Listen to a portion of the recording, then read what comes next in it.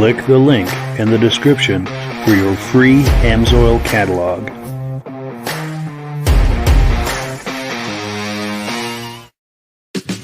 Before we get started, I'd like to give a quick shout out to some of our friends.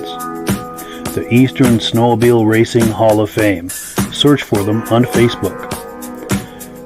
Central Minnesota Pond Racing. Search for them on Facebook. The historic Lancaster Motel for the ultimate Eastern trail riding adventure. Crane's Snowmobile Museum at 172 Main Street in Lancaster, New Hampshire. The Vintage Snowmobile Club of America Quarterly Magazine. The Bridge Street Garage Racing Team, the house racing team of the Vintage Snowmobile Podcast. The New Hampshire Snowmobile Museum at Bear Brook State Park in Allenstown, New Hampshire. And lastly, if you decide to advertise with the Vintage Snowmobile Podcast, this could be your advertising message. Good evening and welcome to the podcast. I'm really glad you're here. I have a robust lineup of vintage snowmobile entertainment on tap for you tonight, including a live guest.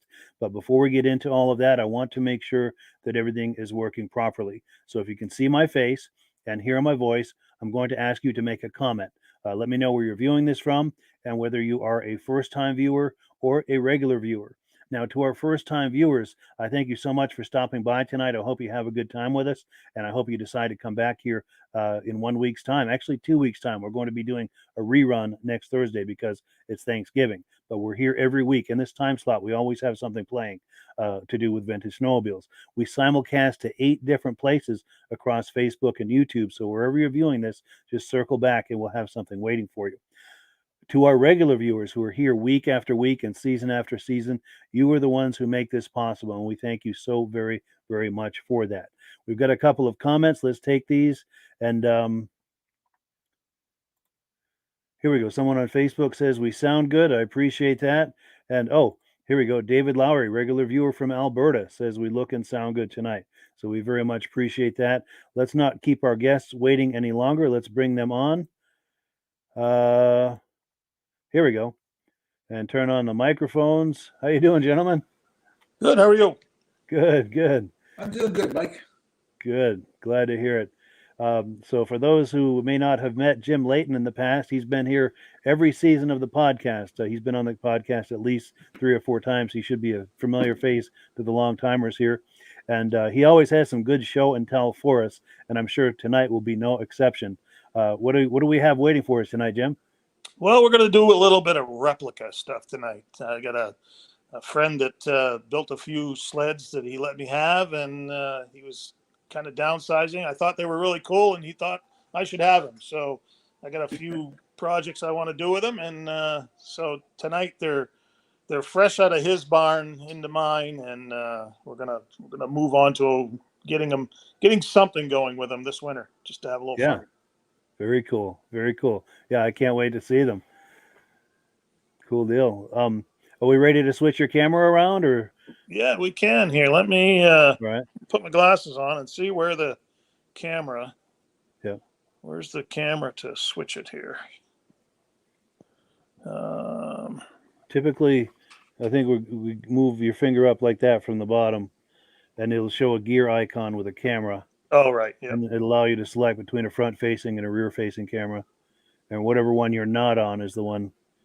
Camera. Okay, there's that. That shows my front-facing one. Right. All right. The rear-facing. Back camera. There we There go. we go. You I'm got going to it. put your full screen. Whoops. Oh, we just dropped him. Oh, no. Okay. Yeah, I don't know. He must have either he or I pushed the wrong button and it dropped him. Hopefully he'll come right back on. Do you have many viewers from Buffalo area, Mike? I would imagine so. I would imagine so. Can you believe But- I live in Canada, and tomorrow I'm going to be raking leaves. Buffalo is expecting 6 to 8 feet of snow in one day. Unbelievable. And you're only 2 hours from there. Yeah, I'm 2 hours north, but they're Wow. on the other side of the lake, so they get more snow than we do. So they're getting some of that lake effect, quote unquote, magic. Yes, They may not be thinking of it as magic. it'll be a 6 to holiday 8 for feet. everybody tomorrow. There'll be no one on the roads. Everything will be shut down. Yeah. Unreal. If you're going to go to work, you go by snowmobile. Yeah. Yeah, for sure. Now we don't see Jim yet. I'm going to message him to try getting back on. I heard a beep. This might be him. Here we go. Jim, my apologies. I don't know what happened there, but I lost my volume. Okay, there. Can you hear and see me okay now? yes, things are much better. All right, let's start with this one all here. There's a, well, it's kind of a Johnny Cash. Like I said, he's kind of taken things. It's nothing professionally restored or anything. It's a little bit of that's got 69 skis on it. It has a black dot Callan on it, but it's sitting on a 12.3 chassis, a seat that he made. I got a 340 motor, TNT motor, black dot motor that I'm going to put into the side of this, put a pipe on it, and that's something that probably going to use this winter to play around with. I built a short set of skis. I think on the 10th of December, there's going to be a radar run on Caribou Lake, and I plan on having that out there to run it down the lake for some fun on the radar runs. So That sounds like a really good time. yeah, just a little 70 bubble nose, just something fun. He did a nice job, cleaning it up and restoring it to, the best of his abilities. And so Is that original bumper on there? that's a brush guard bumper. Okay. I got I don't know, 7 or 8 of those laying around on the thing. And I think it was an aftermarket bumper, because the 12.3s never had a bumper on them. They didn't have a chrome bumper. No. And I've got some that are like this and some that are for the older sleds, like back in probably 67, 68, and they're round. They're like a round tube that goes around. Kind of look the same, but not, they're round instead of like that. But that's a nice little brush guard if you're out beating around the woods and the grass and stuff. So Yeah, that's a good idea. So it's I don't know, it adds a little weight for the speed runs, right? But Yeah. Keeps the but my front end short down, right? skis take the weight away. I got a set of skis that are 10 inches shorter than these ones. So There we go. Everything just for the compensates. ice and the grass. That should Yeah. make it pretty fun. Good. So yeah, that's a little thing. I'm gonna do a little cleaning to it, put a nice little windshield on it. I got that nice motor for it. I'm gonna put that little black dot engine in there and see how it runs. I think it'll go good. Yeah, that's sweet. So, That's in great shape. I got some little callens here that I'm making clocks out of. I just pulled them out the other day down back. I'm Great idea. gonna make some clocks for the shop. So Yeah, that is cool. When those are finished, I'd love to see some images of those yeah, clocks. because I'm gonna do I got a thing for the side of a twin cylinder one too, and I'm gonna do that. And most people put a clock face in them, Yeah. and then they put the clock on it. I think I'm going to put the recoil on it, so it's got the recoil look to it, and put the clock inside the recoil. I think it'll look pretty good. Yeah, We'll try it. We'll see what it looks like. that So could be anyway, very there's interesting. that one. Like I said, just hopefully it should be a fun little toy to play around with. There's a million of them out there, and then I've got this thing here, and this is what I really showed him that I really liked it, and I really wanted it, and he let me have it. So this is a replica of the Double Eagle. He built this Callan himself. He found a Callan and started cutting and fiberglassing and foaming and just made it look so the sled looks like it was the Double Eagle. I think, what did they make? 25 of those sleds or something like that? They had Something like that. Very few. They had two 399 motors in them, and the other one had two 669 motors in it, I believe, or the two that they built. Yeah. So again, it's just a lookalike. I really wanted to keep it the way he's got it, because when I come around and show you the motor and stuff, it's kind of cool what he did with it. But he wants me to see me get it running. He'd like to see, you could drive it down the trail or drive it through a show or something like that. And so I'm going to put a 340 twin motor in it. Yeah. I got one out of a Silver Bullet twin motor that I'm going to put in it. And so that it'll run and drive down the trail of the show or whatever.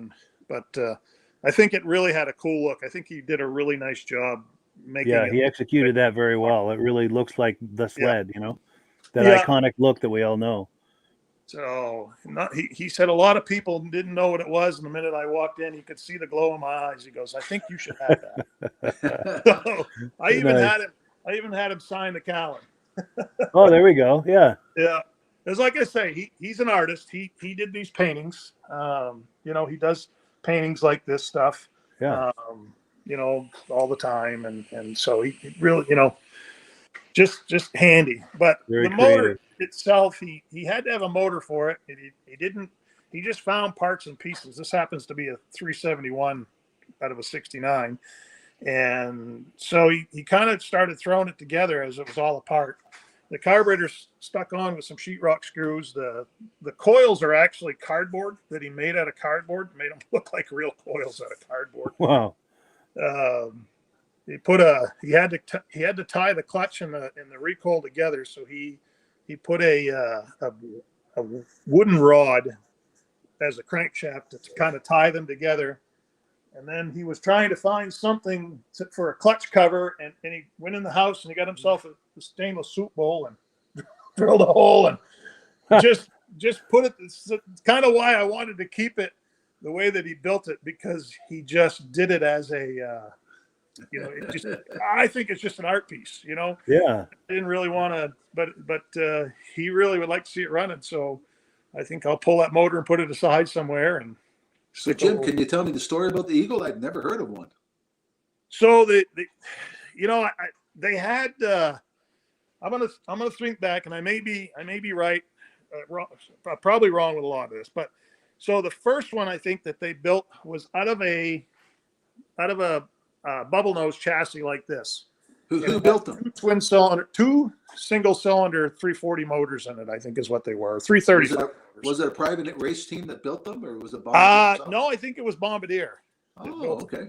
The nose on the bubble nose kind of come out and made a big bubble on it, so they could get the second motor in. I don't know. I guess that worked pretty well. So then they went and they put the two motors inside the Eagle, and the front motor run forward like it was supposed to. The rear motor actually run in reverse. Yeah. Oh, wow. And they were 4 tune pipes coming off in the thing and running it, and and it was on a wide body, an 18-inch chassis sled, just like this one is. And the reason for the cowling the way that it is was to give room for that second motor way up front. Oh yeah. I have and I wish I would have brought it with me now, but one of these sleds, and I think it was a 399 version of it, ran here in Caribou in 1969. It run in Caribou when they had the little 68 600, the little TNT that had a bubble nose, Yeah. the little 600, and it had the little wide carburetors like the 669 did. Yeah. Had a small one on top and a little one on the bottom, or the big one on the bottom. And so there's a picture that Mark actually took of this Eagle and that 600 sitting side by side at that race.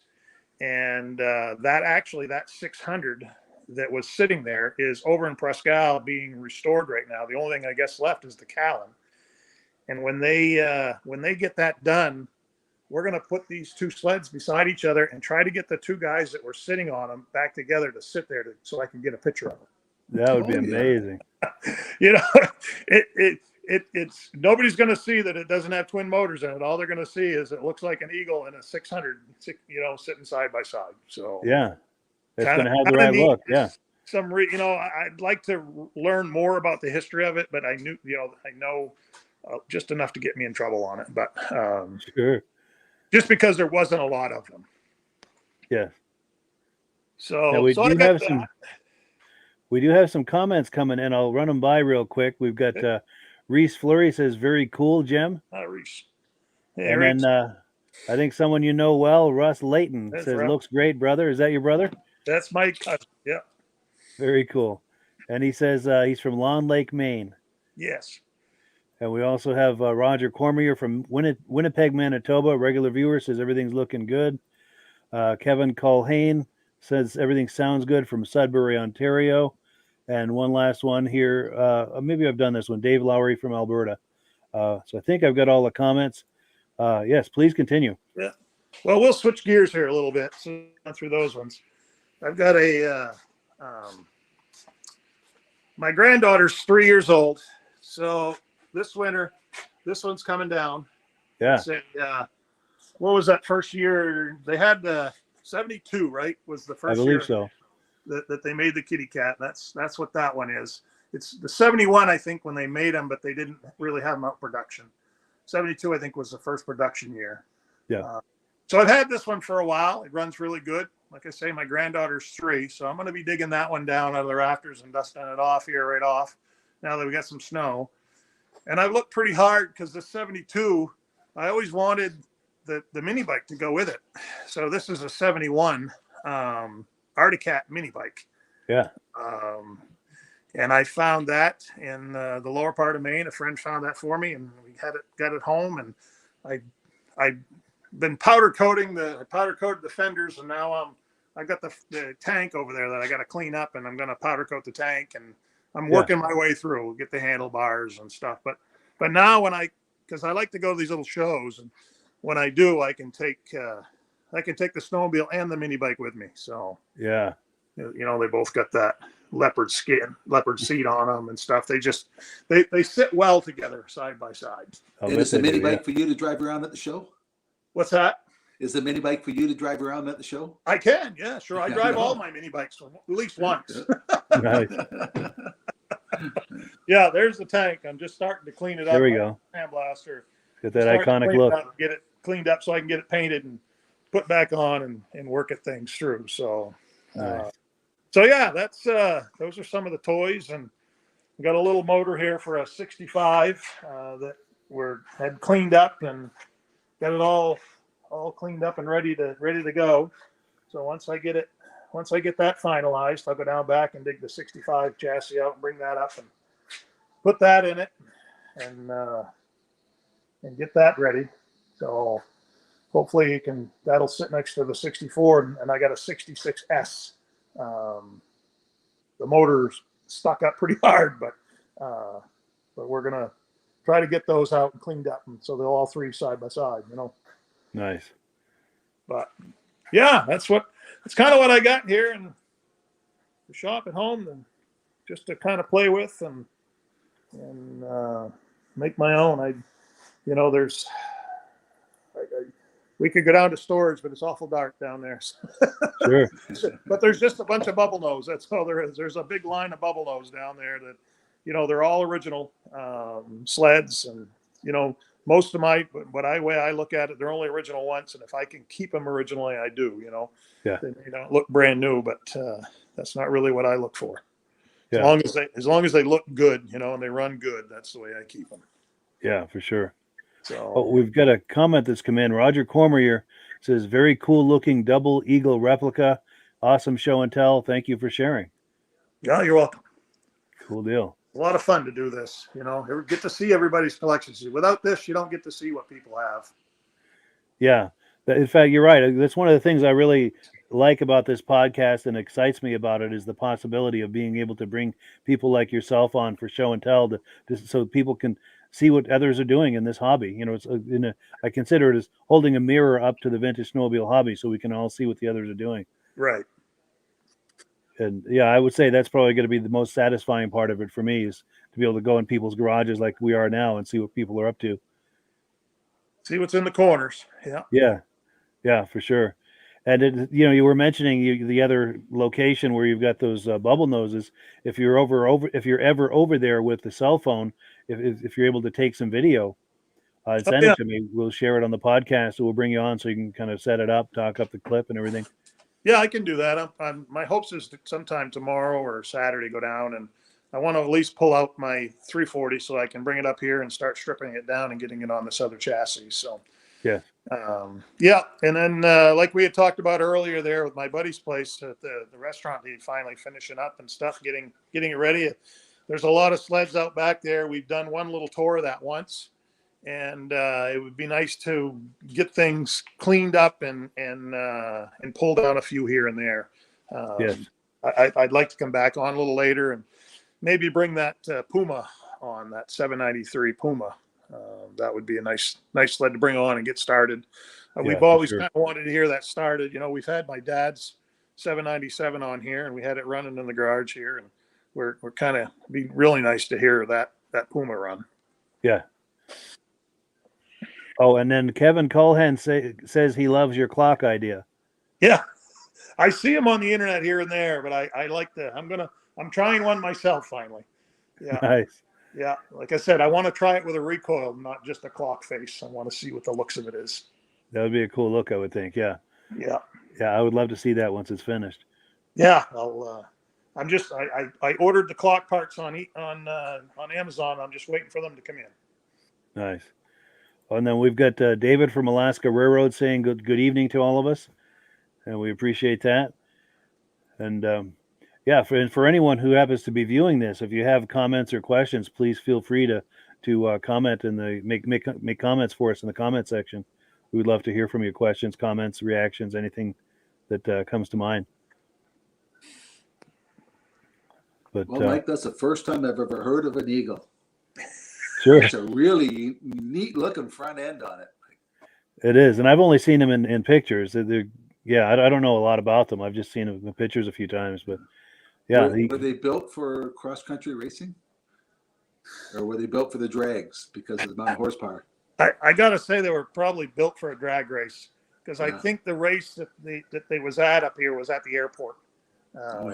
But again, that was really before my knowledge time. But they were here. They had one here, but I really think that they were a drag sled type thing. Yeah. I can't imagine that they would corner around the oval track very well with those two motors in them. And yeah, a lot of weight on the front end. They'd be the fastest ones on the straightaway. Yeah. True, yeah. Get the jump there. I don't know what the top speed ever was on those. I guess I never read anywhere what they actually made for top speed. Yeah, good question. Yeah, and I don't know enough about them either. I've just seen them in magazines a couple of times. But we do have David from Alaska Railroad said he's been getting a bit of snow the last few days. We've got Russ Leighton says we need to finish up the ski rules. Yeah, he keeps saying that, but he never work on them. Sure. And then Mike McAlargy says it's snowing in Michigan. And it's snowing here. There we go. Look at that. Yeah. Oh. We got snow to ride here. Yeah, for sure. Yeah. So don't have to worry about that. Nice. Yeah, maybe one night have you come on and do some yard riding and do some drive-bys or something. Yeah. Or like you say, I could get some video during the day where it might be easier Yeah. and do that. So yeah, I don't know. I think Is that a Charger? Motors over that. My father raced a lot of sleds, a lot of stuff. And I still got the whole 669 that he has, but I got the motor sitting here close to me. Out of the old 69 TNT 669 had the dual carbs on it. Yeah. Up and down. So I got the sled sitting in storage. Obviously, I mean, he raced it. It's beat up, but it's all here. And so I got that. I got the trophy and the newspaper article, and actually a silhouette picture of him in 69 when he raced, and they had a jumping contest afterwards, and he jumped over 45 feet to win the jumping contest with his sled. Oh, yeah. In 1969 on a bogey wheel machine. Wow. And leaf springs front end. Yeah. Yeah. So there's the 340 that I'll be putting in the Eagle. There we go. Yeah. That's a silver bullet motor. I'll put that in, and then there's a little 299 motor. My father and his racing. Oh, look at that. Yeah. Wild Child. Yeah. Very cool. Oh. Now, we do have some information coming in. Someone on Facebook, I believe he's talking about the Double Eagle. He's saying it was the world's fastest snowmobile in 1969. It hit 94 miles per hour, and as he remembers, and it was at West Yellowstone in March. Now, there's also some more detail. Ivan Mayu, Sudbury, Ontario, this must be who's making the comment, says it's a nice Double Eagle replica. He said he actually sat on Gaston Furland's, he was a factory Ski-Doo driver, actually sat on his 797 Double Eagle. And for those who are interested in Gaston Furland, in a couple of weeks, 2 or 3 weeks, we've got someone coming on who just bought some snowmobile clothing, some racing outfits from him, and had some images and so forth. So if you're interested in Gaston Furland, we're going to have some information about him here in a couple of weeks. Also, another comment. Oh yes, David from Alaska Railroad says he got here late, wanting to know where this is where we're going live from, and I'll let you tell him, Jim. So we're in northern Maine, in Limestone. We are, if you're familiar with Maine at all, Portland, Bangor, Portland area. We're about 5 hours, 4.5 hours, 5 hours from Portland, 3 hours from Bangor. So I live, my farm borders the Canadian border, and Grand Falls, New Brunswick is kind of right off to the side of us here. And we're there's probably another hour and a half or so, maybe even 2 hours to the Allagash. Yeah. So. Nice. Very cool. So yeah, Jim, I'd love it if you could stick around for a while. We're going to continue with the program, do some announcements and look at some videos, but we'd love it if you could hang around with us and participate in that. Excellent. Yep. Well, cool. So the next item on the agenda, I'm going to pop that on the screen. We're on item number 2, and this is an opportunity for Rob to talk to us about AMSOIL. And I'm going to put you full screen, Rob. Okay, Mike. AMSOIL is 100% synthetic oils. They have a complete line of different kinds of synthetics, right from engine oils, Signature, good for 25,000 miles, XL, good for 15,000 miles, and OE that you change when the light comes on. And we have a complete line of gear lube, automatic transmission fluids, diesel oils, compressor oils, everything, including snowmobile oils. In 1972, AMSOIL was the first synthetic oil company to ever come out with 100-to-1 snowmobile oil. And Tim Bender, Jacques Villeneuve, the Visaires, the Deckers, all those guys all ran AMSOIL synthetic, AMSOIL snowmobile oil in their machines. And a lot of those guys were running at 300-to-1. That's why I got involved in the snowmobile racing. Tim Bender talked me into it in the 79 SRX I was running. It was supposed to be 15-to-1 oil mixture, and I kept fouling plugs. Tim told me, switch to AMSOIL. At 100-to-1, the machine ran so much better. Still have the motor running. AMSOIL has a complete different type of system where you can buy the oil. You can become a preferred customer, buy AMSOIL directly from them, and save 25% on all the product. You ordered $100 worth, you get free shipping right to your house. On your birthday, they give you a $5 coupon, and when you go to renew, they give you another $5 coupon. And every month they have some kind of special deal. So this month, if anybody buys $150 worth, they're going to send you a free hat. Don't know what kind of hat they're going to give you, but they have a number of different kinds of hats. So if you order $150 worth, you can either get a hat, either one of the hats.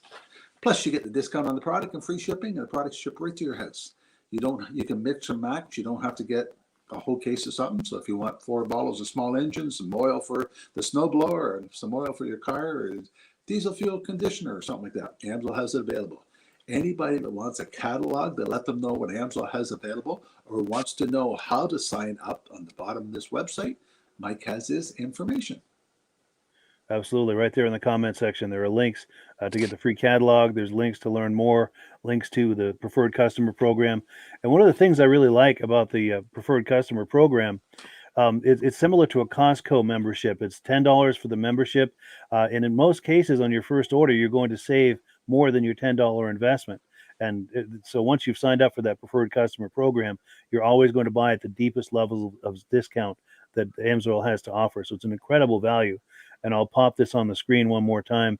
And as Rob said, there's a link in the description if you'd like to join this preferred customer program, which is an incredible value. The link's right there in the description.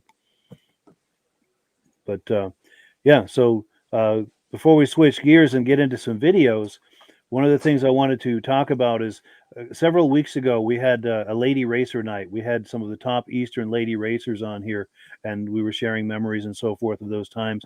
And we had someone come on, actually, I should say, send me an email, Mike Dotage. And apparently his mother raced with some of those racers. And he made some comments. We've got a follow-up email from him. I'm going to read this on the screen here. It says, I was able to watch the show where you read my email. Thank you for sharing that with the ladies. It was a proud moment for me, and I'm trying to find some good racing photos, but they are rare. However, I do have these few from the glory days. So let me pop these images on the screen that he shared with me. This is his mother, Irene Dodig, and this appears courtesy of Mike, of course, her son. This has got to be from the early 70s. And another image, that's his mother, Irene, in the center of the image there. Those harken back to the good old days, those images. And then we've got some race stats. And we've got Irene on there, and also Jackie Wachter. Jackie is one of the ladies that was on here that night. I need to share this with them, with the ladies that were on here. They would love to see that. And we've got another image here. This is talking about a new shop that opened. And it's difficult to see this. I'm going to zoom in on the text there. I'm going to read it, or try to read it. It says the grand opening of Dodig Chaparral Sales and Service was held on Sunday, November 21st at the something store on Quarryville, Blue Mountain Road. Among those present for the demonstration of the Chaparral snowmobiles were above far left Mike and Irene Dodig. Those are his parents, I believe, Robert Dodig, Dorothy, and John Dodig. And this is that image closer up that I was just reading about. But thank you so much, Mike, for sharing those images. We really appreciate that. It's always fun to go back and look at images from yesteryear. Very cool. It's like a little time travel, if you will. So we very much appreciate that. So we are on item number 3. We're going to take a look at a video clip. This is a Doug Cower's Kawasaki collection. I've met him at several different shows. This particular show was back in 2019 at the Goffstown, New Hampshire Vintage Snowmobile Show.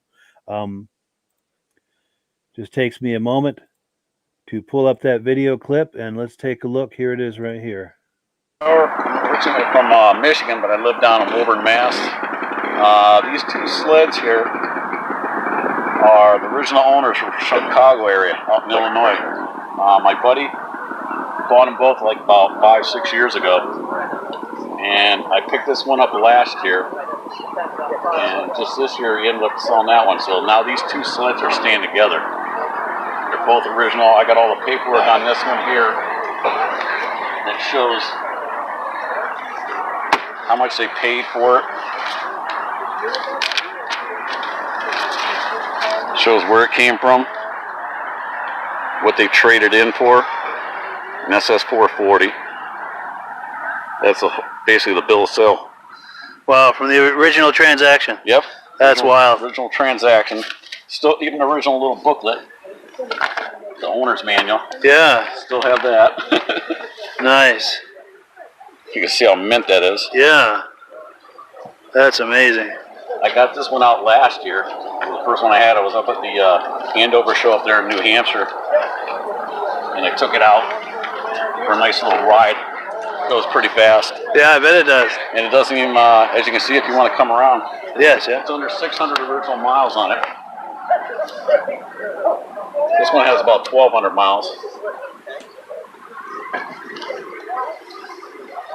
Not even 600 miles on it yet. Wow. Get a little glare off of there.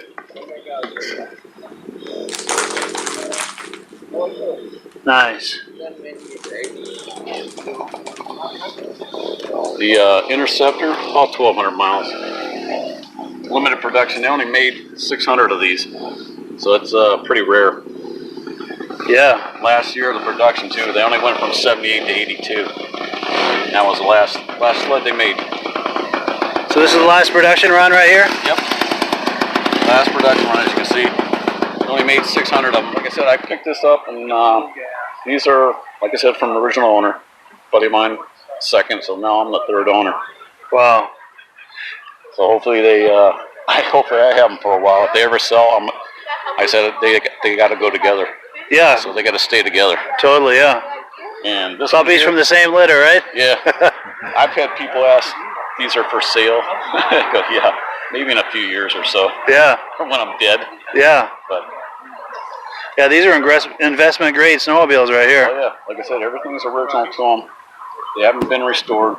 And I think they're one of the best sleds ever made. Oh, I agree. I'm biased, but I just love them. Yeah, definitely one of the sexiest sleds ever. Oh, they definitely The are. lines on these things were amazing. Yeah. They were just awesome. As you can see the difference in the years, the ski stands got wider from there to here. Oh, yes, yeah. Look at that. See that little bulge right there? Yes, yeah. But it's surprising. That has this ski spring and that spring. Look at the difference in them. That's more like this. That one really arches up. Oh, yes, yeah. Now, how does that affect the handling? What's the advantage of one over the other? Well, plus if you can see the difference here on the skis, this side over here, they reinforced them. So it made that ski sturdy. Gotcha. That arch probably for the handling. Sure. Better handling. This is more like a luxury sled. And this is more of a performance sled here. Yep, this was basically, it's under the class when I was at a show at the Nationals. It's under muscle. Muscle sled, yeah. Yep.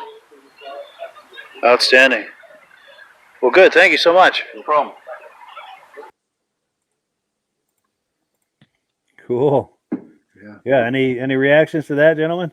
I don't know why Cowie got out. They had a lot of money behind them, and they had some great bike motors they could have kept developing. They were Yeah, really with- good sled. They were, and with their dealer network for motorcycles, they could have stayed in the game for a long time. Yeah. Yeah. And Yeah. they had a great looking machine. Him to have the history of those machines is that's a lot right there. For sure. And we've got some comments that have come in. We've got someone on Facebook saying good show, and they're from West Michigan where it's snowing. We've got Russ Leighton with a question. He says the OEMs act like if you don't use their overpriced oil, you'll ruin your engine or void the warranty. He wants to know if Rob has any comments on that. If a manufacturer tells you you got to use their oil, by law, they have to supply it to you free. It's called the Magnus Act. They can't tell you got to use their oil. And what they got to tell you, you got to use an oil that meets a certain qualification. Like for Skidoo, it's got to be 92% no ash. Amsoil's 99. Amsoil outperforms the Skidoo oil. And you know what? Skidoo doesn't make their own oil. It's made by another oil company. Sure. Yeah, Sure. They put out bids. Whoever puts the lowest bid in, that's who gets made the oil. So they don't go by the best quality. They go by the best, whatever they get the best price on. Sure. Yeah, and all the manufacturers do that. Even the automotive manufacturers do. Yeah. Yeah. And it sounds like AMSOIL exceeds those minimum levels. The OEMs call for. Yes, over exceeds it. Nice. That's cool. So you know you're getting something that's not going to damage the machine. Yes, yes. And look at the factory change for Skidoo, Villeneuve, the Deckers, all the big factory teams all ran Amsoil. Good point. And they could have got free Bombardier oil, but they came and bought Amsoil because it outperformed it. Gave them a competitive edge. That you're right. That speaks for itself. Yeah, for sure. And then we've got David from Alaska Railroad saying, nice Kawasaki's. Always wanted to ride an Interceptor. And then we've got someone on Facebook saying 1982 Interceptor is one of my all-time favorite sleds. It won the 1982 Snowgoer Shootout. Very cool. And then we've got someone on Facebook saying very nice sleds. And one more, we've got Russ Leighton saying, thanks, Rob. Yeah, thanks for answering that question. Yeah, very cool. Very cool. Any final comments on the Kawasaki's before we move on? If Russ sends you an email, I'll send him that act. Yes. Tell Russ to send you an email, and I'll send it to you, Mike, and you can send it to him. I'm going to pop the email on the screen here if I can find it. Right here. Right at the bottom of the screen there. Russ, if you're able to email me at that email address, I'll forward your contact information on to Rob, and he'll forward you the details of that act. And I think he's going to show us. Amsoil has a big promotion thing out. The freedom to run. You have the choice to choose any lubricant you want that meets that manufacturer's. Yeah, and that's under Magnus Act. Magnus Act. Yeah. That is good to know. Very cool. Very cool. Let me move this email address. We do have even more comments coming in. We've got Russ Leighton. Okay, he's popped his email address on the screen. I won't keep that on there real long just for his privacy, but I'll circle back to that. Josh Leverker. Okay, yes, our good friend Josh Leverker. He was on here a few weeks ago. He says, from what I've been told, Kawasaki stopped doing sleds suddenly and used their factories to make military equipment. Interesting. Didn't know that. That happened. Yeah. Well, cool. So we are on item number 4. This is some footage I got this past winter when I went to the Crane Snowmobile Show in Lancaster, New Hampshire. I wanted to go live from that show, but it's funny, at that location, sometimes I have a good signal, other times I don't. And the quality of the signal has everything to do with the image quality when you're going live like that. So unfortunately, the image quality in this is not the greatest, but we've got some interesting things happening in this video. We have a chance to meet Paul Crane, who was the first American to ride a Ski-Doo snowmobile in the U.S. or Canada, and he also was involved in the first import. He was involved in importing the first Ski-Doo snowmobiles into the U.S. and setting up some of the first Ski-Doo dealers in the U.S. So we're going to meet him. He was the one hosting this show. Also, there's Aaron Selly in here. He's we speak to him real quick. Usually, his family has multiple generations. His father, him, his kids, his nephews, nieces, and nephews, multiple generations, and they bring all of these snowmobiles to these shows. Very, very active here in Vermont, and they have a lot of the antique rear engine sleds, things like that, which have been on this podcast in the past. The other thing we're going to see is an Arcticat EXT owned by Steve Fenoff. And he won the Lancaster Grand Prix with that sled in 1971. I think those are the details. I hope I have them right. The reason I'm mentioning Steve Fenoff is because later in the podcast, let me pop the menu on the screen, item number 5, we're going to see Steve himself inducted into the Eastern Snowmobile Hall of Fame, which was last year, 2021. So we're going to have a chance to meet Steve and watch him be inducted into the Hall of Fame. So with all of that out of the way, let me pull up this video. As I said, it's poor image quality, but there's a lot going on here for us to look at. Let's do that right now.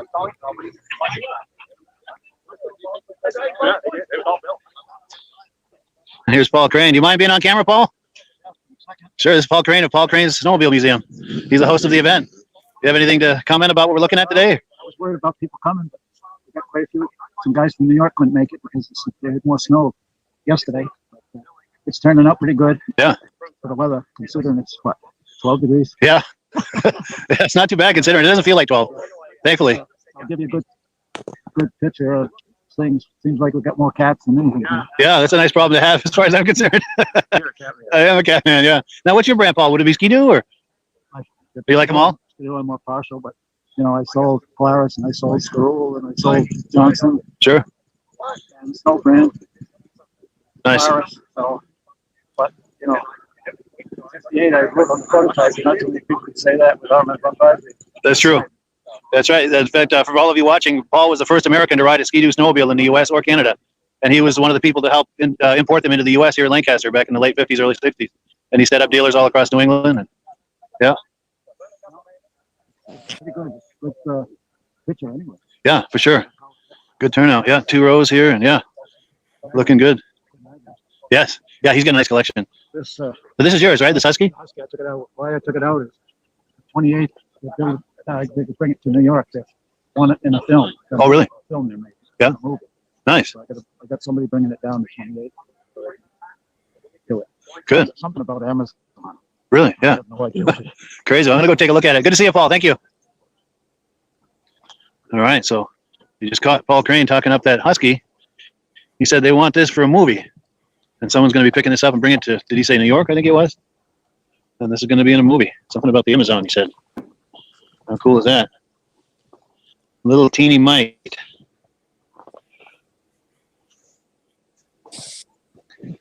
Yeah, these are some of the early experiments. They make a modern version of this. One of the issues with this when they came out, there were a lot of positives about it as far as it would go a lot of good places and everything. But let's say you're taking this, you're going to climb up a snowbank. If your knees are right here, your knees could get caught under this bar when that bar tips down as it climbs the snowbank. And they had some issues with that. But other than that, these were really, really good. And they were compact. You could put them in the back of a station wagon. Hey, there he is. Aaron, how you doing? Good. You mind being on camera? Cool. Live on Facebook and YouTube. This is Aaron Sally. He's a collector from what part of Vermont? Cabot. Yeah. Nice. You guys sleds here today? Or? Yeah, I just watched. Yeah. Nice. Your dad and brother coming and everybody here? Brother and nephew. Yeah. Good. Good. Keep the tradition alive, huh? Yeah. The next generation. Good. All right. More cats here. Yeah, Paul was right. There's plenty of cats today. Let's take a look at some of these signs here. Oh, Mark, this is the Bristol family. Okay. I know these look familiar. So Mark Bristol and his son Lucas Bristol. They also own that Snow Twister and another cat over there too, which we'll get to in a minute. I have a feeling that EXT is the one that Steve Fenoff used to race. Let's see if there's a book on there. Oh, here we go. Yeah. This is Steve Fenoff's race sled. When he drove for Calkins Cat, he raced in the USSA division in 1971, winning numerous races throughout the East. And he was reunited with his sled in September when they had the Eastern Snowmobile Racing Hall of Fame induction ceremony.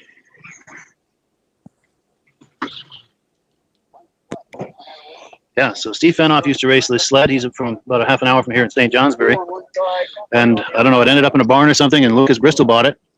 And he was reunited with the sled this past fall when he was inducted into the Eastern Snowmobile Racing Hall of Fame, right here at the museum. So a lot of history and stories around this sled. These are some of Bud Gordon's Snowjets and Kawasaki's.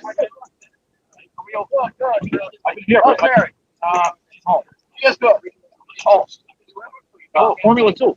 Oh boy, I got a lot of hours working on one of those pieces. Wow. Yeah.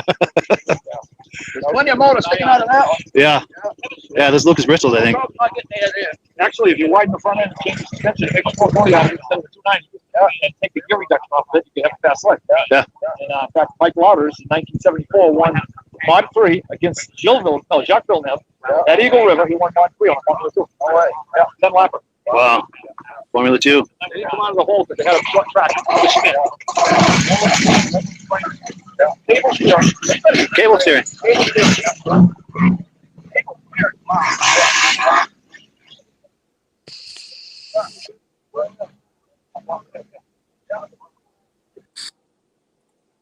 Cool.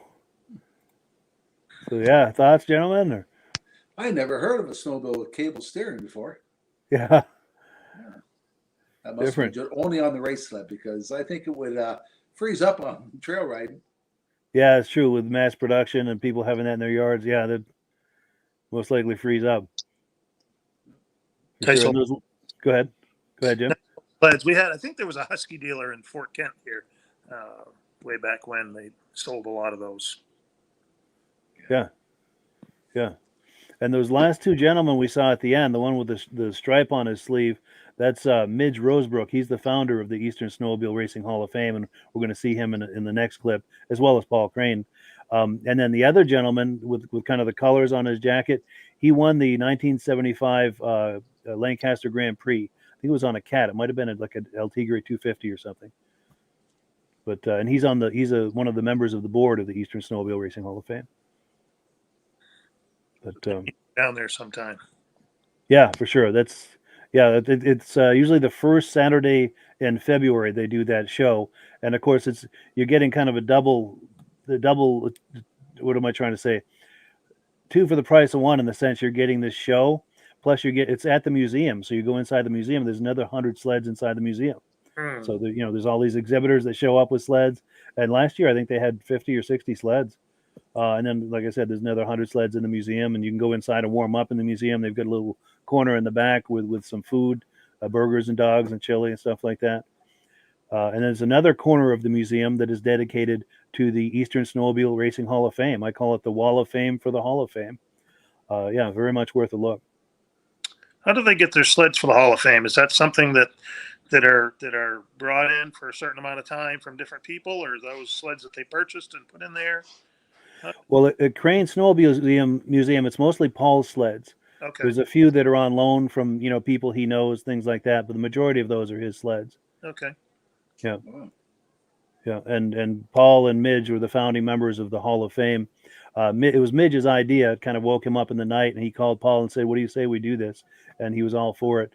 In fact, if you tune in here next week, every year on Thanksgiving, I air that interview that I did with Midge about the origin story of the Eastern Snowmobile Racing Hall of Fame, and how he came to have that idea, and then what happened after he had the idea, the next steps, as to, getting it moving and everything. So if you tune in here this time next week, you'll hear that origin story where I interview interview Midge. I was always looking for a place like that might be able to take my father's sled to for like a year or so, let him, put it on loan for a bit to other people to see, you know what I mean? It's sure. Neat, at the Coles Land Museum here in Bangor. I've talked with them about it, but they're so full in there. So yeah. Instead of it sitting in a trailer and only me taking it out once in a great while, it'd be nice to sit it somewhere and just have people enjoy it for a little while and then go grab it again, Yeah, for sure. In fact, what we can do after the podcast, if you want, you and I can email privately, and I'll get you Paul's contact information, and maybe you can put you in touch with him to ask him about that. Yeah, he may be open to something like that. Okay. Yeah. Any final thoughts before we move on to the next clip? Or? Great That's show. a good idea. That's a good idea, dude. That for your dad's snowmobile. That way, I think you should do that for the Eagle, because I'd like to see that. Yeah, for sure. I don't think there's one of those in the museum, is there? No, those are pretty rare. He's got some rare sleds, but yeah. Cool. So let's see. We're on item number 5. We're about to see Stephen Fenoff inducted into the Eastern Snowmobile Racing Hall of Fame in September of 2021. So it just takes me a moment here to queue up that video. And here we go. All right, next inductee. Let me just tell you this. There is probably no better racer in New England than Bob Fortin on that Skidoo. He won the 295 class and the 340 class every weekend, everywhere, for about 2 years, 1970, 1971. It was Bob Fortin that won, and then whoever else filled in on the field, but it was Bob Fortin. So we all knew in the 1971 Grand Prix who was going to win the 295 class and who was going to win the 340 class. It was going to be Bob Fortin. The problem was nobody told Stephen Fenoff. There's a little Attic Cat up there next to the building with the engine sticking out, a little 71, what do they call those, EXTs? That's an EXT special, and how special that sled was. Because he cleaned our clock here in 1971, and Stephen Fenoff's name is on the Kilkenny Cup. Stephen Fenoff, would you come up here, please?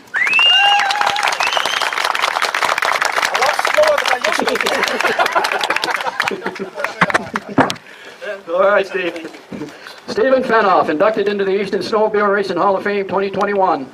Steve began his racing career in 1969 on a motor ski for Benoit's of St. Johnsbury. After watching him at a race, Paul Calkins of Calkins Cat offered Steve a sponsorship racing for his company. At the 1970 Lakes Region Open in New Hampshire, Fenoff, in only his second race on a Cat, took second in a 4-hour endurance race and the following day, first in the 57-mile cross country, winning first overall. When Steve finished fifth in Class 2 at the Balsams against larger dealers and distributors on a non-competitive machine, Arctic Cat distributor Rod Hughes stated, "This boy has got to have some engine." Putting Steve Fenoff on a competitive racer was the best thing that ever happened to Calkins Cat. In 1970, Steve won the Devil's Bowl in Fairhaven, Vermont, winning in both Class 1 and Class 2. He raced to a first-place win with his Mod 2 Cat at the prestigious Schaefer's Open Modified race in 1970, winning the Schaefer's Cup. Steve qualified for the first USSA World Series race in Rhinelander, Wisconsin. Driving the race of his life at the 1971 Lancaster Grand Prix, Steve won overall in Mod 2, having his name engraved on the famous Kilkenny Cup. Steve finished first in both Mod 1 and Mod 2, winning overall points to take home the Governor's Cup at the Massachusetts State Championship. Steve also grabbed a first place and a second place at the Paul Bunyan Open 2 years running. Steve Fenoff has won a countless number of other races, both sanctioned and non-sanctioned events during his career, making him one of State of Vermont's all-time top snowmobile racers from the golden era. Mr. Steve Fenoff. Ah, boy, look how young that guy was. First of all, I got to thank everybody. This organization is so great. I'm not as good as some in pulling out everybody's name, but without them, we wouldn't be here, and we got to thank them very, very much. And isn't that right? Matter of fact, let's give them a good hand, all right? The wives that Nolan mentioned a lot of times either, and they just help so much. And I've been coming to this, and it's fun, and seeing all the drivers and everything, ladies in, and it's really an honor. It really is. And Lucas brought my machine that I won the Lancaster race with in '71, and that's such a thrill, and thanks to him. And I started out, as he mentioned, it's hard. He reads off all that good stuff, you know. And Benoit, you have to thank, because that's where you started. But right here is a gentleman, Paul Calkins. He saw something in me, and that man, thank you. He built my engines and stuff in his just his workshop. It wasn't a dealer or anything. And the Balsam race meant so much, because if it was cross country, I was good. And we won, but when it came to the tracks, we just plain didn't have the horsepower. And Rod came up after that Balsam race, and like I said, we left, there was a big oval, and we left dead last. Went into the cross country, we came out first. Before we got to the finish line, we were fifth. And Rod came up and says, that boy does, and that was a big change. He says, that boy needs an engine. So he gave us some cylinders, and Paul went to work. And I can say this right out, that Paul Calkins built some of the best engines that ever raced. Yep. He really did. And the sad part is he didn't get this machine going until about mid-year, and then she really talked, but I couldn't quite get in. But we could have made him really worry at the World Series. That's one that I missed, and I'm so sad that I missed. But that was a big part of it. And then we went, there's a race I have to mention. It wasn't actually sanctioned by this, but it's so big. The first World Series in Rhinelander, Wisconsin. We went to West Yellowstone first. The week before, we drove out, and I was fortunate enough that Rod he hired me to go with the machine so we could take him out, because I didn't have any money to fly out and that stuff. So we went out to West Yellowstone, and it was a huge race. We was in the A mains. There was only 6. I only finished like 4th, but that to us, for being that far away and everything was super. Then we went to Rhinelander, Wisconsin, the first World Series. Let's put it this way, my cat didn't know how to swim. And so we did not do that. Well, I admire a cat sitting beside me, and he pulled it out, and I wish I would have talked to him that day. What's happening, Mass? Thank you. Could you guys come out here with me, please? I was afraid this would happen. I have had time remembering my name at times. But That's where I got my wallet. Yeah. But down there we had a tremendous day. That was my biggest winnings that day to us. Like I was taking home at the time probably $85 a week and living on it. And we went down that day and won 1 and 2, Mod 1 and Mod 2, and we took home $2,200, and I was so proud of that, man, and all of these things. Then I find out later on that the 650 and 800 class was making like $5,000. Talk about hurting your feelings. You win the Governor's Cup and everything, and you bring home 22. But no, that was a lot of fun. Okay, and thank you, everyone. Steve, he's one of the great Vermont drivers, and Roger Poland. We got 2 Vermonters here. Get your wife to come up here. Your wife? Yes.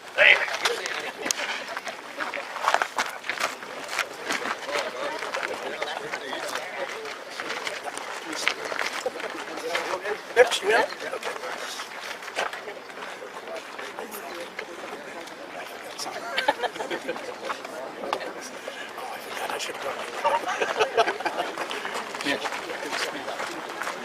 What's that?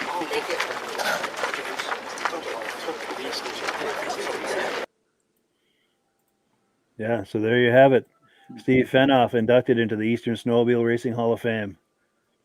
That's a great honor. For sure, yeah. It's good to get and goes on because those stories are going away. You know, we need to hear them before they do. I agree. Yeah, there's a sense of urgency to try to preserve all of that. Absolutely. And our mutual friend Jim Tom Peters was inducted, I think, the year before that, Yep. 2000. Yeah. Yeah, and in fact, he was able to show up. I know he had some health issues that prevented him from going last year, but he was able to go this past fall. I was able to spend a little bit of time with him.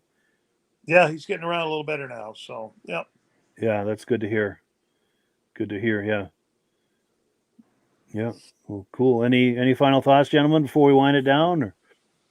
Great show, Mike, and I'd like to see that eagle. Let us Yeah. know when you take it out for a ride. Yeah, we'd love to see some riding on that, some drive-bys. Yeah, I'll get a motor in it. We'll get it running and see what happens with it. I like to see the people's faces when you drive by them. Yeah. There's going to be a lot of them that have no idea what it is. No. Yeah. Yeah. But it's so distinctive that it's, no matter, even if you know what it is or don't know what it is, it's pretty distinctive. You're going to be like, what was that? Yeah. But Yeah.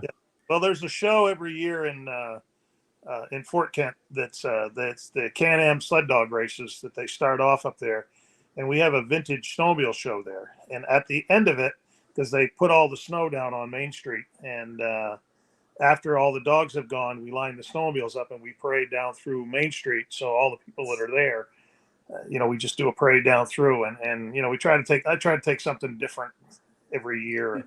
Last year, I took an old tri-cart that transfers over with a ski to a snowmobile. I took that up, and that maybe I'll have it. Maybe I'll have the Eagle ready to drive that down through this year. that would be something to see. Oh, they like that. You got to have something different every time. Oh, for sure. Cool. So we've got a few comments that have come in. We've got Stacy and Art Fosler from Platkill, New York, regular viewer. Thank you both for coming on. We really appreciate it. Also, Josh Leverker says he was able to meet Lucas Bristol at the Nationals this past year and saw his catch, which are very nice. Very cool. Yeah. Lucas and his father Mark are wonderful people, good friends of mine. They're not too far from here in Vermont. Old Skidoo 2 wants to know if I will be at the Great Eastern Whiteout in February. As of now, I don't have plans to, but you never know. I could surprise you. Reese Fleury says, wants to know the same question. With all these people wondering, maybe I should think about that. And that's the thing. I hadn't thought about it, but maybe I need to. Someone on Facebook says, another great show. Thank you very much. And David from Alaska Railroad says, nice show. Thank you, gentlemen. And thank you for coming on and being a regular viewer, David. Well, cool. With that, we just get into the right spot here. Yeah, thank you everyone for coming on. We really appreciate it. Thank you to Rob and to Jim and to all of our American friends here. Have a wonderful Thanksgiving next week. As I mentioned earlier, we're going to be playing the origin story. Instead of doing the live podcast next week, we're going to be playing the origin story of the Eastern Snowmobile Racing Hall of Fame. There's an interview that I did a couple of years ago with Midge Rosebrook, the founder of the Hall of Fame, and we're going to take a deep dive into the whole origin story of how that started. They just had their 6th annual induction ceremony, so it's alive and well. It's a thing. It's taking on a life of its own with a lot of momentum, and it's, as Jim said, it's a wonderful way to preserve all those memories and stories of those glory days of yesteryear. It's a wonderful organization. So if you want to find out how that all got started, tune in here next Thursday night, 9 p.m., and you'll get that story. So yeah, with that, thank you, gentlemen, and we give the last word, as always, to Amsoil. Great show, Mike, and have a great Thanksgiving. See you, Jim. Thanks, guys. See you later. Thanks, Mike. Keep up the good work here. Well, thank you so much. Have a good one. Hello, everyone. This is Rob and Mike. How you doing today, Rob? I'm doing good. Mike, yourself? Very well. Thank you so much for coming on. I appreciate it. Now, today, we're going to be talking about Amsoil. And in a few moments, we're going to show you how you can get the deepest discounts, free shipping, and free gifts when you order your AMSOIL products through us. But first, I'm going to ask Rob to give you a quick description of what AMSOIL is and why you should consider using AMSOIL products in your motorized vehicles. Thanks, Mike. AMSOIL is 100% synthetic oil. Everybody uses AMSOIL for a different reason. Some people like the benefits that AMSOIL is warranted for 25,000 miles or 1 year. The reason we can do that is because AMSOIL doesn't oxidize. It doesn't form the usual carbons, gums, sludges like petroleum oils do. That's why we can keep it in the engines longer. Petroleum oils never do wear out. They oxidize themselves. That's why they have to be changed at 3,000 kilometers. And AMSOIL likes the benefit that you only have to change the oil once a year. That saves some money. Some of the people like the benefit of AMSOIL is it's a slipperier type lube. By having a slipperier type lube, it cuts down friction drag. By less friction and drag, engines run 20 to 50 degrees cooler, better gas mileage. Now, AMSOIL says 25% more protection than the industry requires is in the AMSOIL bottles. My average customer gets about 10% increase in gas mileage. That's a big savings. Yeah. And by cutting down friction and drag, for every 10 degrees you cut down the friction and drag, doubles the life of the engine. So by having the engine run cooler, it makes it last longer. Some people like the benefit of the range of the AMSOIL. AMSOIL's flash point is 425 degrees, and it pours at 50 below zero. Wow. If you ever tried petroleum oil when it's 10 below, it turns to honey. And in the summertime, petroleum oil thins out, and once it thins out, that's when it starts breaking down. So AMSOIL is an all-season oil, can give you better gas mileage, longer engine life, less maintenance. It ends up being cheaper over a year's time running AMSOIL than it is petroleum oils. That's amazing. That's amazing. And AMSOIL is available for pretty much any motorized vehicle, anything from lawn equipment, cars, trucks, boats, ATVs, motorcycles, snowmobiles. Yep. And a lot of people phone me up and say, well, what's the benefit of our gear lube? Exactly what I told you about the engine oil. It pours in cold weather, it runs cooler, makes the equipment last longer. And they say, well, what's the benefit of the small engine? Same thing. Makes the engine run cooler, last longer, better performance. So it saves on all the applications that AMSOIL has available. Wonderful, wonderful. So yeah, let's talk now. Hopefully this has convinced people to think about maybe joining us in the AMSOIL experience. Let's talk about some of the discounts and free shipping and how that all happens. I'm going to pop a graphic on the screen. And yeah, by all means, if you want to talk people through how this preferred customer program works. AMSOIL has a number of different programs. One of our main ones is a catalog customer, where somebody can order directly out of our catalog. If they order out of the catalog, they order $100 worth, AMSOIL will ship it right to their house. But our best program is our preferred customer. For only $10 for 6 months, you become a preferred customer, you save 25% on all the product. You order $100 worth, they're going to give you free shipping. You don't have to order a whole case. You can mix and match. Say you want 4 bottles of small engine, 7 bottles of 5W30, and a couple of gear loops. You can mix and match. You can order 1 bottle at a time if you want. There's no minimums, no maximums. By being a preferred customer, you save over 25% on all the products you're going to buy. AMSOIL sends you extra gifts, a $5 gift certificate on your birthday, $5 when you renew your account, and stuff like that. So it's a good way to save on some of the products you want to buy. For sure, for sure. Yeah, it's an incredible value. And this is the deepest level of discount that anyone can get when ordering AMSOIL. Is that correct? It is. It is. Wonderful, wonderful. So let's take people through the step-by-step experience of placing an AMSOIL order. Then that would include signing up for the preferred customer preferred customer program, so they can receive those deepest levels of discount. So let's go to the website. This is what the website's going to look like. These are some screenshots. Once you go to amsoil.com, there's a link in the description, or you can just type that into a browser, amsoil.com. This is the page you land on. At the upper corner of the page there, you see how I've circled in red. That is the link to click, the Join Now link. That will take you to the Preferred Customer Program page, where you can take advantage of all of these discounts and free shipping and everything that we've just been talking about. This is what that page looks like. In the lower right, you're going to click Join Now. This will pop up. You select the duration you'd like, whether it's 6 months or 12 months, and click Add to Cart. Now, once this pop-up goes away, you'll be back on the main page. And the upper left, you'll see where I've got that red arrow. It says Shop. Now you can start shopping for products, and on your very first order, you're going to get these discounts and the free shipping as long as it's over $100. You'll get all of these benefits right away. So once you click Shop, it's going to take you to a product page. There's different types of oils, lubricants, so on and so forth. For the benefit of this exercise we're doing now, I'm just going to click motor oil. It shows different types of motor oil. Let's click gasoline. Now this takes us to an item. It's their synthetic motor oil. And you can see the item there, and there's choices for different viscosities. But take a look at the price. Let's take a closer look. Let's zoom in. But if you've joined the Preferred Customer Program first, you're going to automatically get the deepest levels of discount. That's what we're looking at here. You're saving $3.80 on that quart of oil. Instead of paying $16.29, you're now paying $12.49 for that quart of oil. That is the deepest level of discount you can possibly get. And then you just add the quantity that you'd like. You select any other items that you're thinking about, add them to the cart. And once you click add to cart for the final time, you're going to see this come up at the top of the screen. It's going to show your items and your the total that you're at so far. Pardon me. And then you just click view cart in the upper right, and that'll take you to your cart. Take a close look here at the upper right. That blue box shows that you're getting free shipping. You're eligible for free shipping on this order because it's over $100. That little yellow box shows that you've got the preferred customer membership on your order that gives you the deepest levels of discounts for the next 6 to 12 months. And then below that, you've got the items that have been selected. For the exercise here, I selected 9 quarts of the signature series, but that brings us up over $100 for the free shipping. We're saving $34.20. And if you're ready to finish, you click checkout now, and that takes you to this screen here. If you haven't signed up with an AMSOIL account at this point, just click in the lower right to create an account, create a new account.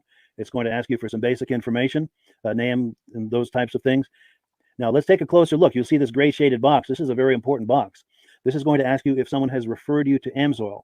And if so, please enter my name. My name is Mike LaPierre. It's spelled right there on the screen for the correct spelling. And also the referral number, 304-555-94. That's how you make sure that Rob and I get credit for this. Now, in the interest of full disclosure, I have signed up for AMSOIL under Rob. So when you order using this referral number, Rob and I both benefit. So if you enjoy these podcasts that we're doing, this is a wonderful way to support the podcast, because when you order using this referral number, Rob and I both benefit. And the commissions I make go directly toward offsetting the cost of doing these podcasts. So I thank you in advance for that, for using my referral number. I very much appreciate it. And once you've done that, you just go into the next screen to enter your payment information, and you're done. Now, once you've placed your order that's over $100, and that order includes your AMSOIL Preferred Customer Program, you are now eligible to get a free DVD from myself. Now, this is going to be either a muscle car DVD or a vintage snowmobile DVD. Use the email address on the screen, wkspodcasts@gmail.com. Send me an email. Let me know which DVD you would like me to send you, the muscle car or the vintage snowmobile DVD, and I'll get that right out to you. As you're typing in that email, in the subject line, be sure and type in capital letters free DVD requests, so it stands out as I'm checking my email, and we'll get that right out to you. So I guess the last thing, Rob, that we wanted to talk about is if someone is considering AMSOIL as a business opportunity. Yes. If anybody has a retail or a commercial account and they would like to buy directly from AMSOIL, just send Mike a line. He'll show you how to set up, and you can buy directly from AMSOIL. But if you are interested in starting your own part-time business, a part-time business that can grow into a full-time income, Mike and I will show you the AMSOIL marketing plan. AMSOIL has a large selection of products that cover almost every application. So it doesn't matter if you're into snowmobile, boating, or ATVing or hot rods, we have an oil for every application. It's a fun type business that I really enjoy doing. Where else can I go and have fun and make money doing it? And Mike and I are here to help you all the way along. If you need any help on how to promote or to find new accounts, we're here to help you. For sure. So when you sign up under that number, this 304-555-94, you're getting Rob and I as a team. Now, Rob has been doing AMSOIL for 40 years. Can you believe that? 40 years. So he knows every aspect of this business, and he knows all of the ins and outs of the products. So he'll be able to help you with any kind of product questions or any kind of questions to show you the different business models that you can do with AMSOIL. And then the other thing that you get when you sign up under me is I've got a strong background in social media. So if you need some coaching on how to generate AMSOIL leads using Facebook and YouTube, I'm happy to coach you with that when you sign up under Rob and I. You get both of us as a team to help you, to coach you, to support you, whatever you need to get you off and running with this business and having fun with it. Like Rob said, it's an enormous amount of fun. If you're like Rob and I and you enjoy going to any kind of boat shows, car shows, motorcycle shows, snowmobile shows, anything with a motor, you like going to those shows, those events, those races, this is a great way to turn that into a income opportunity for you. Yes. And just by wearing my AMSOIL hat at one of these events, people come up and ask me about AMSOIL. People don't know where to buy it, and I'm there to help them, show them where they can buy the products. Perfect. Well, cool. Well, this is great. Any final thoughts, Rob, before we wrap it up? AMSOIL's a fun business. AMSOIL's been around since 1968. It was the first synthetic oil to be AI approved. Wow. Yeah. That's amazing. And that's very early in the game too, isn't it? Yes. For sure.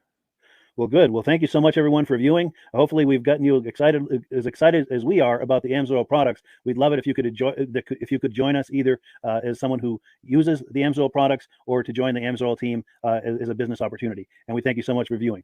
Have a great day. You have a good day.